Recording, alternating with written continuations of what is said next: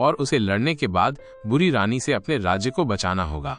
अब उसे उस रानी की सेवाएं उस राष्ट्र को देनी होंगी जो इसके लायक हैं, जो प्यार फैला सकते हैं और अपनी परिस्थितियों को बेहतर बना सकते हैं। जैसे ही स्नो वाइट अपने राज्य में लौटती है, उसके राज्य के लोगों के चेहरों पर आशा की एक झलक दिखाई देती है और वे सभी जगह के सामने पहुंचते हैं स्नो वाइट का पीछा करते हुए।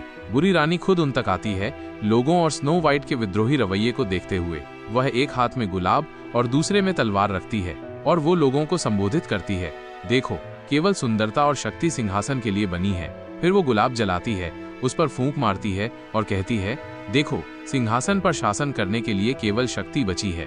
वो स्नो वाइट को लड़ने के लिए उकसाती है, लेकिन स्नो वाइट लड़ने के बजाय सैनिकों को उनकी अच्छी यादें दिलाना शुरू कर देती है। जब वे राजा के समय में दयालु हुआ करते थे, वे एक दूसरे की देखभाल करते थे और उनका जीवन आरामदायक था। स्नो वाइट उनसे कहती है, ये बस थोड़ी ही देर की बात है, जब राज्य में शांति होगी।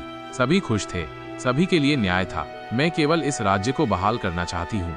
खुद को निहत्था करते हुए बुरी रानी के सैनिक दिखाते हैं कि वे स्नो वाइट के साथ खड़े रहेंगे। ये देखते हुए उसकी सारी शक्ति खो रही है।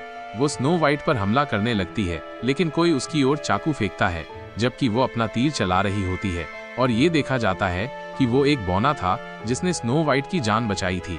अब सभी बौने उस जगह पहुंचते हैं जिन्होंने स्नो वाइट और लोगों की मदद करने के लिए कदम उठाए थे।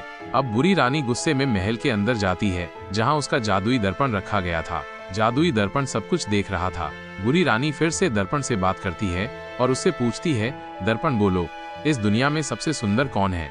दर्पण बोलता है, इस दुनिया में सबसे सुंदर स्नो वाइट है और वो बनी रहेगी। उसकी सुंदरता उसके रूप में नहीं है, बल्कि उसके दिल में है। वो अपने दयालु हृदय और न्याय के कारण लोगों के दिलों पर राज करेगी। ये रानी से कहता है, तुम्हारी सुंदरता ने कभी तुम्हारे दिल को नहीं छुआ। तुम्हारी बाहरी सुंदरता कुछ नहीं कर सकती। वो गुस्से में दर्पण तोड़ देती है, उसे फेंककर।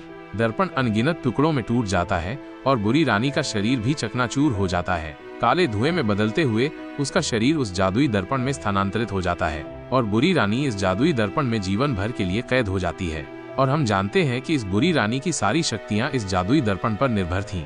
बुरी रानी के अंत के बाद स्नो वाइट अपना सिंहासन संभालती है। स्नो वाइट के शासन के साथ इस राज्य में खुशी फैल जाती है। ये मनोरम कहानी यहीं समाप्त होती है।